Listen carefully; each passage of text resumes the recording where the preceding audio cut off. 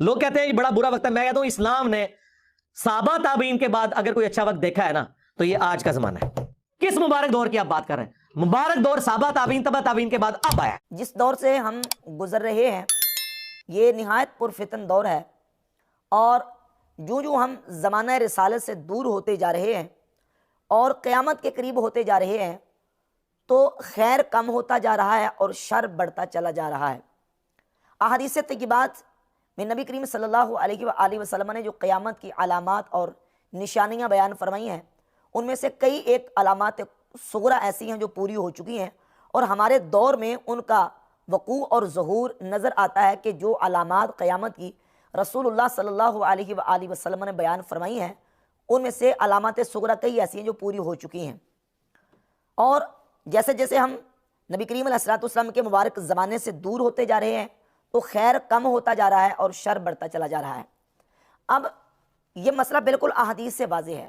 قرآن و حدیث سے یہ مسئلہ بالکل طے شدہ اور واضح ہے، لیکن مرزا جیلمی نے ایک ایسی سٹیٹمنٹ جاری کی ہے جس کا قرآن و سنت کے ساتھ دور دور کا کوئی تعلق نہیں ہے۔ کہتا جی کہ صحابہ تابعین اور تبع تابعین کے بعد ہمارا یہ دور جو 15ویں صدی ہے یہ سب سے بہترین دور ہے۔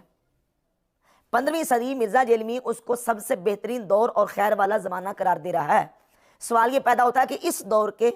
خیر ہونے پر اور اس دور کے صحابہ تابعین اور تبع تابعین کے بعد سب سے بہترین دور ہونے پر تمہارے پاس کوئی قرآن اور سنت سے کوئی ریفرنس موجود ہے؟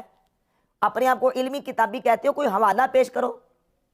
قرآن میں اللہ نے فرمایا ہو یا نبی کریم علیہ السلام نے کسی حدیث میں فرمایا ہو کہ جو 15ویں صدی ہوگی، 15ویں صدی کا زمانہ اور دور یہ صحابہ تابعین اور تبع تابعین کے بعد سب سے بہترین دور ہوگا، یا یہ بڑا مبارک اور بہتر زمانہ ہوگا؟ نہ قرآن میں اس کی صراحت موجود ہے نہ حدیث میں اس کی صراحت موجود ہے، بلکہ حدیث میں اس کے بالکل برعکس جو ہمارے پاس صحیح روایات آئی ہیں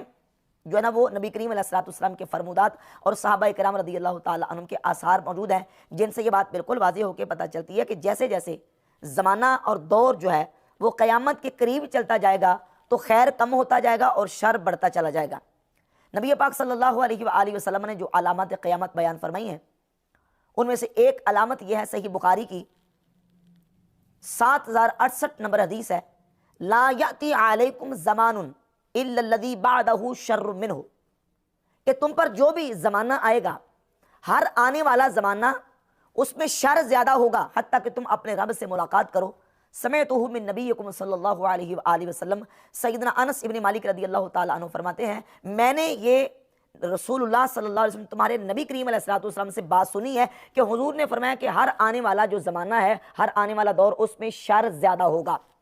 اور جامع ترمذی کے اندر 2206 نمبر حدیث ہے، ما من عام الا الذی بعدہ شر منہ، کوئی سال ایسا نہیں، یعنی ہر آنے والا سال اس میں شر زیادہ ہوگا، جو بھی سال آئے گا ہر آئندہ سال میں شر زیادہ ہوتا چلا جائے گا حتیٰ کہ تم اپنے رب سے ملاقات کرو۔ سمعت ھذا من نبیکم صلی اللہ علیہ وآلہ وسلم، سیدنا انس بن مالک رضی اللہ تعالیٰ عنہ فرماتے ہیں میں نے یہ تمہارے نبی صلی اللہ علیہ وآلہ وسلم سے سنا ہے، یعنی یہ حدیث نبی پاک علیہ السلام نے بیان فرمائی۔ اور امام ترمذی اس حدیث کو کہتے ہیں ھذا حدیث حسن صحیح، یہ حدیث سند کے اعتبار سے صحیح بخاری اور سنن ترمذی، جامع ترمذی کی اس حدیث سے یہ بات بالکل واضح ہوئی کہ خیر کم ہوگا اور شر بڑھے گا۔ جیسے جیسے ہم قیامت کے قریب چلتے جائیں گے تو خیر کم ہوتا جائے گا اور شر بڑھتا چلا جائے گا، اور ہم چونکہ زمانہ رسالت سے دور جا چکے ہیں اور اس طرح ہم قیامت کے قریب جاتے جا رہے ہیں تو اس اعتبار سے ہمارے اس دور میں پہلے کی بنسبت شر زیادہ ہے اور خیر کم ہے۔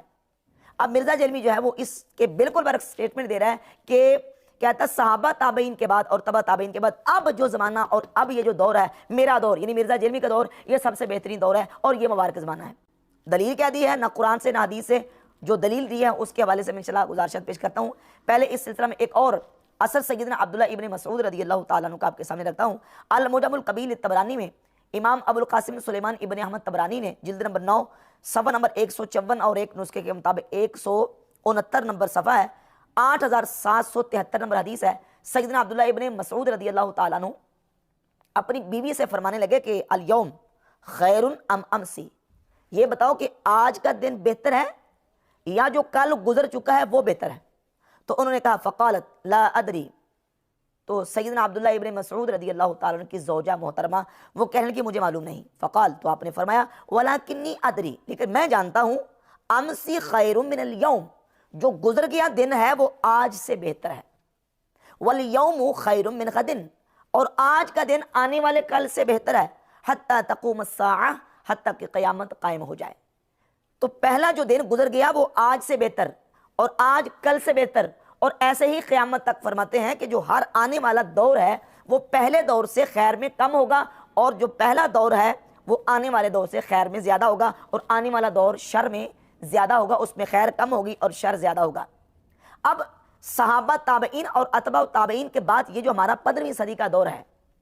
یہ دور صحابہ تابعین اور تبع تابعین کے بالکل متصل آیا ہے، یا درمیان میں تقریباً 1100-1200 سال کا درمیان میں عرصہ موجود ہے؟ یہ جو 1100-1200 سال کا تقریباً درمیان میں عرصہ موجود ہے، کیا اس میں خیر نہیں تھا اور یہ دور مبارک دور نہیں تھا؟ احادیث تو یہ بتا رہی ہیں کہ وہ دور آج کے دور سے بہتر تھا، وہ دور آج کے دور سے مبارک تھا، وہ ہمارے اسلاف کا دور، ہمارے صوفیاء کا، محدثین کا، ائمہ کا، علماء کا، فقہاء کا، ہمارے اکابرین کا دور، جو ہمارے بڑے گزر گئے ہیں ان کا دور ہمارے دور سے بہتر تھا۔ صحابہ تابعین کے مقابلے میں ان کا دور خیر میں کم تھا، لیکن ہمارے مقابلے میں ان کا دور ہم سے بہتر، اور جو آنے والے ہمارے بعد آئیں گے ان کا دور خیر میں ہم سے کم ہوگا اور شر میں زیادہ ہوگا۔ یہ ہمیں احادیث بتا رہی ہیں۔ اور مرزا جو ہے وہ صحابہ تابعین اور تبع تابعین کے بعد ڈائریکٹ مبارک دور اور سب سے بہتر دور اس 15ویں صدی کو قرار دے رہا ہے، جس میں مرزا جیلمی نے اکیڈمی کھول کے لوگوں کے عقائد کو اور ان کے نظریات کو خراب کرنے کا ٹھیکہ لیا ہوا ہے۔ صرف اپنی جو ہے وہ جو نظریاتی جو فسادات اور خرابیاں ہیں ان کو پروموٹ کرنے کے لیے، اور اپنے فاسد عقائد و نظریات کو جو ہے وہ لوگوں کے سامنے رکھنے کے لیے، یہ لوگوں کو آنکھوں میں دھول جھونک رہا ہے کہ میرا یہ جو دور ہے، ہمارا جو دور ہے نا، یہ بہترین دور ہے اور یہ مبارک دور ہے۔ جبکہ رسول اللہ صلی اللہ علیہ وآلہ وسلم کی واضح حدیث موجود ہے کہ ہر آنے والا جو دور ہے وہ پہلے دور سے خیر میں کم ہوگا اور شر میں زیادہ ہوگا۔ اور اس کے ساتھ جو علامات قیامت ہے، ایک علامت یہ ہے کہ علم کم ہوگا، علم اٹھا لیا جائے گا، علم کم ہوتا جائے گا اور جہالت پھیلتی جائے گی۔ اب ظاہر ہے کہ یہ جو قیامت کی علامات ہیں یہ پوری ہونی ہے، اور علامات صغرا سے لے کر پھر علامات کبریٰ پوری ہوں گی۔ اور صحیح بخاری میں 5231 نمبر حدیث ہے، من اشراط الساعۃ ان یرفع العلم ویکثر الجہل۔ رسول اللہ صلی اللہ علیہ وآلہ وسلم نے فرمایا کہ قیامت کی علامات میں سے ایک علامت یہ ہے کہ علم کم ہو جائے گا اور جہالت پھیل جائے گی۔ جیسے جیسے ہم قیامت کے قریب ہوتے جائیں گے علم کم ہوتا جائے گا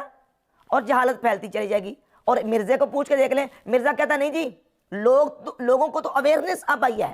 اب لوگ گھاس نہیں کھاتے، اب لوگ بخاری مسلم پڑھتے ہیں، اب لوگوں کو صحیح پتہ چلا ہے، اب لوگ قرآن حدیث اور بخاری مسلم پڑھ رہے ہیں، علم تو اب لوگوں کو آیا۔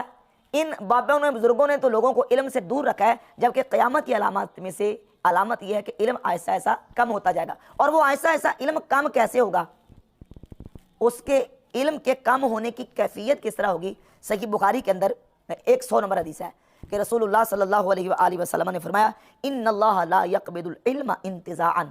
اللہ رب العزت اچانک علم کو اچک نہیں لے گا کہ علم کو اچانک اللہ تبارک و تعالیٰ اچک لے، بلکہ اللہ رب العزت علم کو اٹھائے گا، ولیکن یقبض العلم بقبض العلماء، اللہ تبارک و تعالیٰ علماء کو قبض کرنے کے ساتھ علم کو قبض کر لے گا، علم کو اٹھا لے گا۔ کتابیں نہیں اٹھیں گی، کتابیں ایسے ہی باقی رہیں گی، صحیح بخاری صحیح مسلم ایسے ہی رہے گی، کتب احادیث کتب تفاسیر کتب فقہ ایسے ہی لکھی رہیں گی۔ تو پھر علم کیسے اٹھے گا؟ علم ایسے اٹھے گا کہ اللہ تبارک و تعالیٰ علماء کو اٹھا لے گا، جو علم کو ایکسپلین کرنے والے، علم کو سمجھانے والے، احادیث کو صحیح اس کی وضاحت کرنے والے اور قرآن و سنت کا صحیح فہم امت تک پہنچانے والے، کتابوں کو پڑھ کے وہ نہیں رہیں گے۔ تو پھر کیا ہوگا؟ تو نبی پاک صلی اللہ علیہ وآلہ وسلم نے فرمایا، جب کوئی عالم باقی نہیں رہے گا، اتخذ الناس رؤوسا جہالا، تو پھر لوگ جاہلوں کو اپنا پیشوا بنا لیں گے، فسئلوا فافتوا بغیر علم، ان سے پوچھا جائے گا اور وہ بغیر علم کے فتویٰ دیں گے، خود بھی گمراہ ہوں گے اور دوسروں کو بھی گمراہ کریں گے۔ یہ قیامت کی علامات میں سے رسول اللہ صلی اللہ علیہ وآلہ وسلم نے علامت بیان کی ہے کہ علم کم ہو جائے گا، علم اٹھ جائے گا، علماء اٹھ جائیں گے، بخاری مسلم اٹھ جائے گی، یہ علامت قیامت نہیں ہے۔ کتابیں محو ہو جائیں گی، یہ قیامت کی علامات نہیں ہیں۔ مدرسے ختم ہو جائیں گے بانے، یہ قیامت کی علامت میں سے نہیں ہے۔ علامات قیامت میں سے یہ ہے کہ علم کو سمجھانے والے، علم کو ایکسپلین کرنے والے اور علم کی صحیح فہم امت تک منتقل کرنے والے وہ اٹھ جائیں گے، علماء اٹھ جائیں گے۔ یہ علم کے اٹھنے کی کیفیت ہوگی۔ اب سمجھیے کہ ان تمام روایات سے یہ بات بالکل واضح ہو گئی کہ علامات قیامت میں سے یہ علامت ہے کہ علم اٹھ جائے گا، جہالت جو ہے وہ ظاہر ہوگی، جہالت پھیل جائے گی، اور شر جو ہے وہ زیادہ سے زیادہ ہوتا چلا جائے گا. یہ ان احادیث کا خلاصہ اور مضمون ہے. لیکن اس کا یہ مطلب نہیں، اس کا کوئی یہ الٹا مطلب نہیں لے کہ صحابہ تابعین اور تبع تابعین کے بعد یا جو خیر القرون کا زمانہ ہے، خیر القرون کے زمانے کے بعد سارے کا سارا شر ہے. نہیں، بلکہ بعض اوقات کوئی کلمہ شر کا لفظ جہاں استعمال ہو وہاں شر سے مراد یہی نہیں ہوتا کہ وہاں گناہ اور برائی کے معنی میں لیا جائے، بلکہ شر بعض مقامات پہ خیر کی کمی کے معنی پر دلالت کرتا ہے، یعنی اس میں خیر پہلے کی بنسبت کم ہوتی ہے. جیسے صحیح مسلم کے اندر 985 نمبر حدیث ہے، نبی پاک صلی اللہ علیہ وآلہ وسلم نے فرمایا خیر الصفوف رجال اولها وشرها آخرها، مردوں کی سب سے بہترین صف پہلی صف ہے، وشرها آخرها، اور مردوں کی سب سے، اب میں شر کا ترجمہ یہاں شری کرتا ہوں پھر بعد میں سمجھا دیتا ہوں کہ مردوں کی سب سے شر والی صف آخری صف ہے. اس حدیث کے ظاہر سے یہ سمجھ آ رہا ہے کہ پہلی صف میں خیر ہے اور آخری صف میں شر ہے، جبکہ جب بندہ نماز کے لیے کھڑا ہوتا ہے پہلی صف میں کھڑا ہو یا آخری صف میں کھڑا ہو اسے ملتی خیر ہی ہے. لیکن یہاں شرها آخرها کہا گیا ہے، تو یہاں شر جو ہے اس معنی میں استعمال ہوا